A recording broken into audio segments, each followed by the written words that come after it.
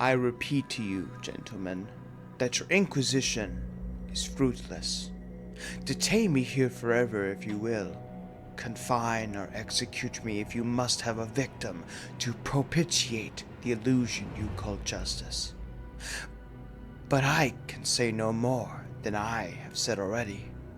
Everything that I can remember, I have told with perfect candor. Nothing has been distorted or concealed, and if anything remains vague, it is only because of the dark cloud which has come over my mind. That cloud, and the nebulous nature of the horrors which brought it upon me. Again I say, I do not know what has become of Harley Warren, though I think, almost hope, that he is in peaceful oblivion, if there be anywhere so blessed a thing. It is true that I have for 5 years been his closest friend, and a partial sharer of his terrible researches into the unknown. I will not deny, though my memory is uncertain and indistinct, that this witness of yours may have seen us together, as he says, on the Gainesville Pike, walking toward Big Cypress Swamp at 11:30 on that awful night. That we bore electric lanterns, spades, and curious coil of wire with attached instruments, I will even affirm, for these things all played a part in the single hideous scene which remains buried in my shaken recollection. But of what followed, and of what reason I was found alone and dazed on the edge of a swamp the next morning, I must insist that I know nothing save what I have told you over and over again. You say to me that there is nothing in the swamp or near it which could form the setting of that frightful episode. I reply that I know nothing beyond what I saw. Vision or nightmare, it may have been vision or nightmare, I fervently hope it was. Yet it is all that my mind retains of what took place in those shocking hours after we left the sight of men. And why Harley Warren did not return, he or his shade, or some nameless thing I cannot describe, alone can tell. As I have said before, the weird studies of Harley Warren were well known to me, and to some extent shared by me. Of his vast collection of strange, rare books on forbidden subjects, I have read all that are written in the languages of which I am master, but these are few as compared with those in languages I cannot understand. Most, I believe, are in Arabic, and the fiend-inspired book which brought on the end, the book which he carried in his pocket out of the world, was written in the characters whose like I never saw elsewhere. Warren would never tell me just what was in that book. As to the nature of our studies, must I say again that I no longer retain full comprehension? It seems to me rather merciful that I do not, for they were terrible studies, which I pursued more through reluctant fascination than through actual inclination. Warren always dominated me. Sometimes I feared him. I remember how I shuddered at his facial expression on the night before the awful happening, when he talked so incessantly of his theory why certain corpses never decay, but rest firm and fat in their tombs for 1,000 years. But I do not fear him now, for I suspect that he has known horrors beyond my ken. Now I fear for him. Once more I say that I have no clear idea of our object on that night. Certainly, It had much to do with something in the book which Warren carried with him. That ancient book in undecipherable characters which had come to him from India a month ago. But I swear I do not know what it was that we expected to find. Your witness says he saw us at 11:30 on the Gainesville Pike, headed for Big Cypress Swamp. This is possibly true, but I have no distinct memory of it. The picture seared into my soul is of one scene only, and the hour must have been long after midnight, for a waning crescent moon was high in the vaporous heavens. The place was an ancient cemetery, so ancient that I trembled at the manifold signs of immemorial years. It was in a deep, damp hollow, overgrown with rank grass, moss, and curious creeping weeds, and filled with a vague stench which my idle fancy associated absurdly with rotting stone. On every hand were the signs of neglect and decrepitude, and I seemed haunted by the notion that Warren and I were the first living creatures to invade a lethal silence of centuries. Over the valley's rim, a wan, waning crescent moon peered through the noisome vapors that seemed to emanate from the unheard of catacombs, and by its feeble, wavering beams I could distinguish a repellent array of antique slabs, urns, cenotaphs, and mausolean facades, all crumbling, moss-grown, and moisture-stained, and partly concealed by the gross luxuriance of the unhealthy vegetation. My first vivid impression of my own presence in this terrible necropolis concerns the act of pausing with Warren before a certain half-obliterated sepulchre, and throwing down some burdens which he seemed to have been carrying. I now observed that I had with me an electric lantern and 2 spades, whilst my companion was supplied with a similar lantern and a portable telephone outfit. No word was uttered, for the spot and the task seemed known to us, and without delay we seized our spades and commenced to clear away the grass, weeds, and drifted earth from the flat, archaic mortuary.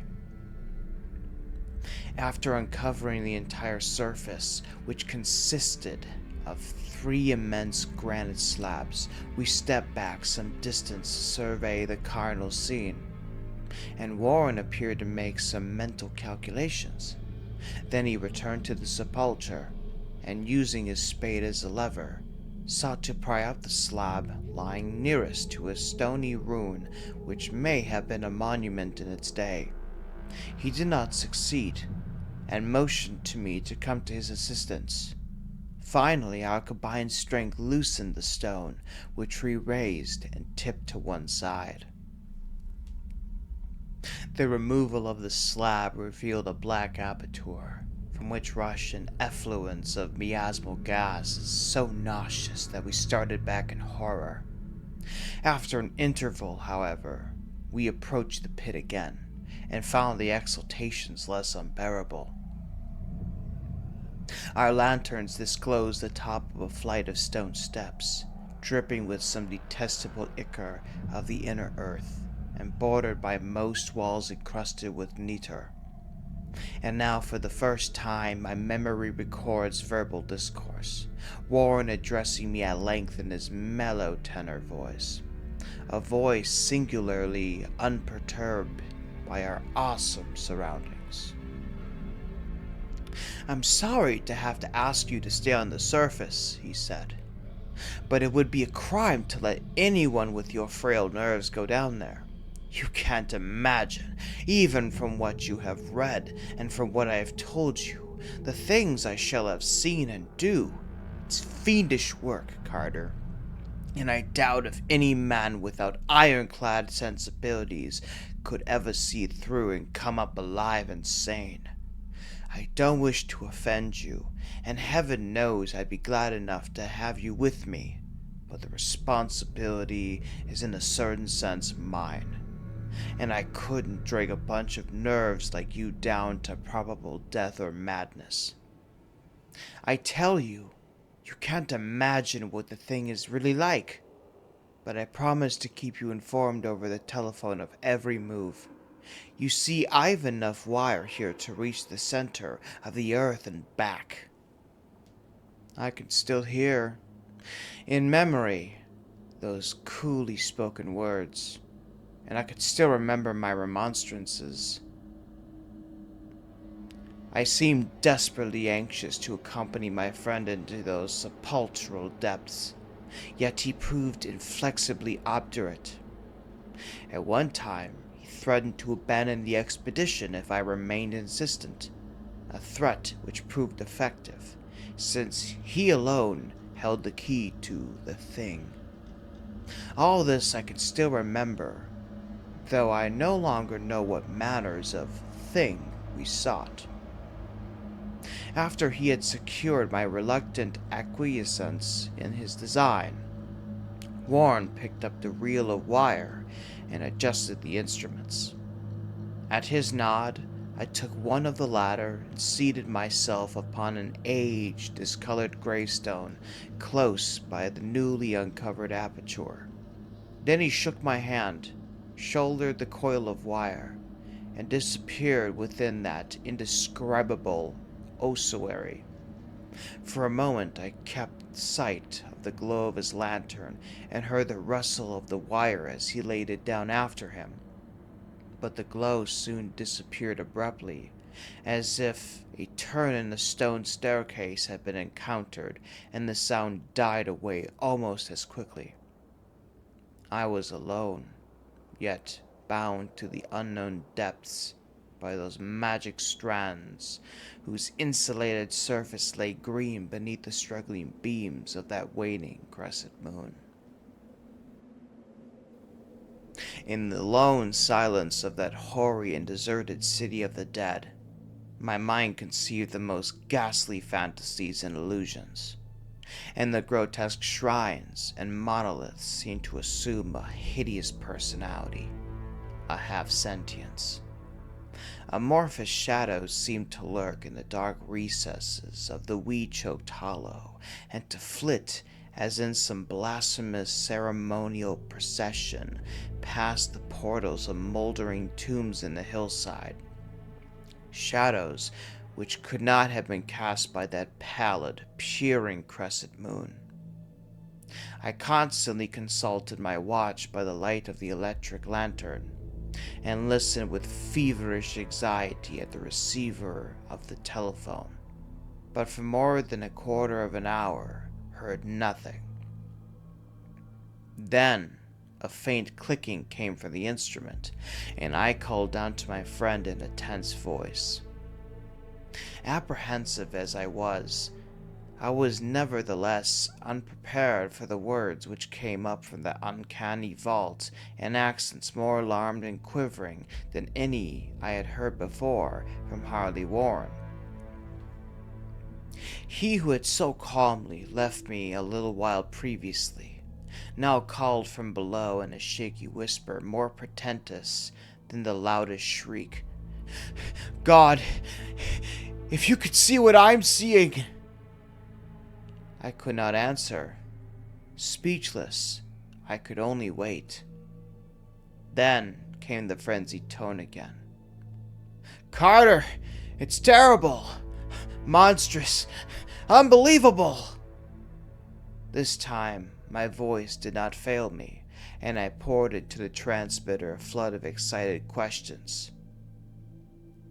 Terrified, I continued to repeat, "Warren, what is it? What is it?" Once more came the voice of my friend, still hoarse with fear, and now apparently tinged with despair. "I can't tell you, Carter. It's too utterly beyond thought.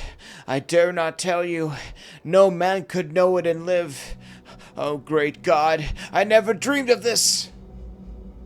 Stillness again, save for my incoherent torrent of shuddering inquiry.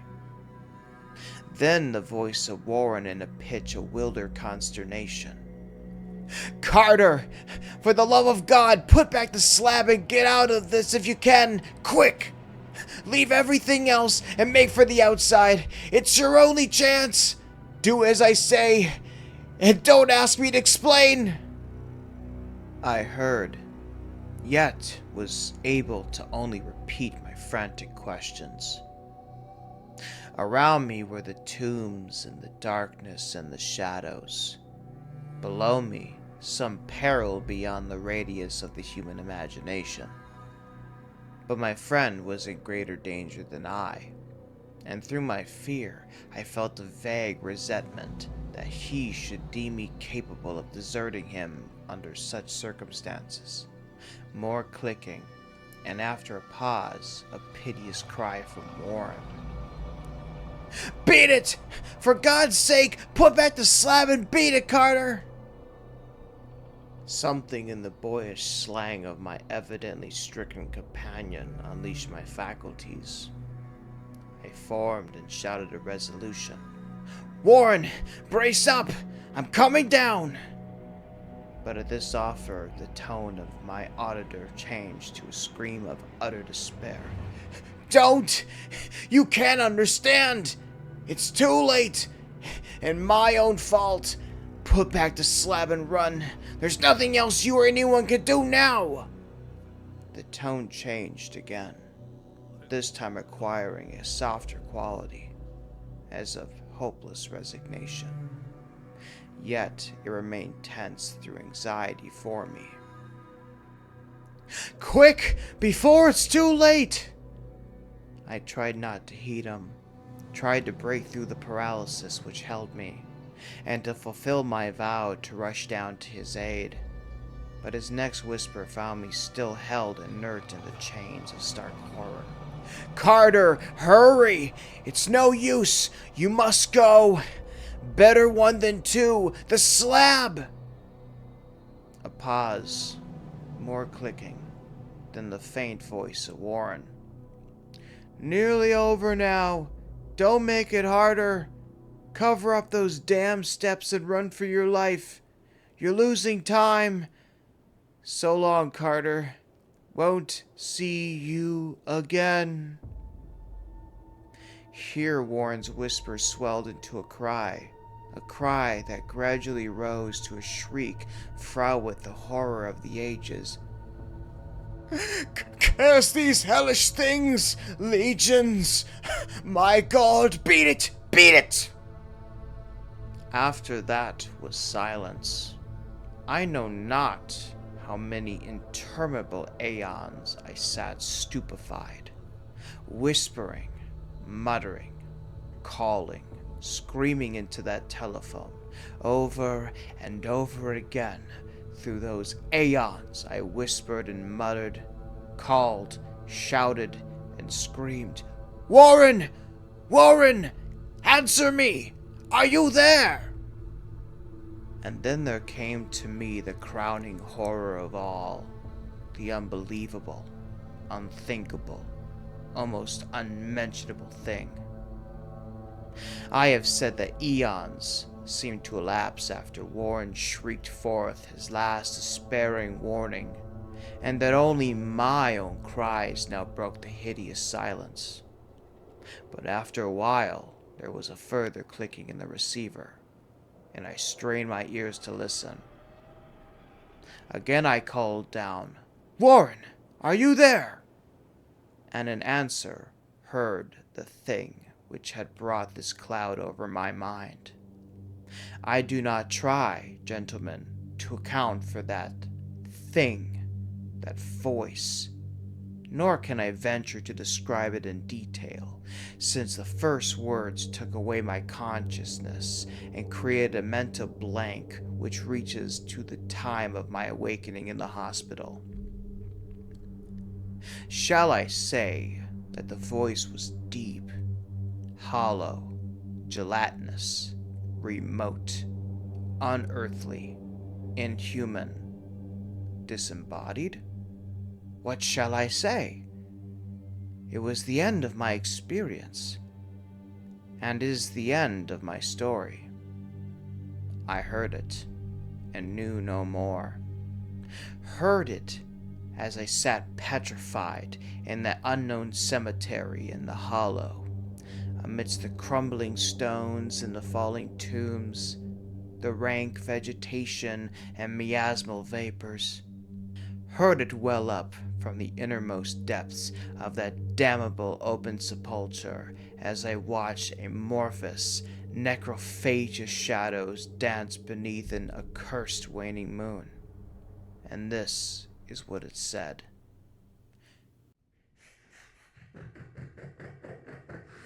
You fool! Warren is dead!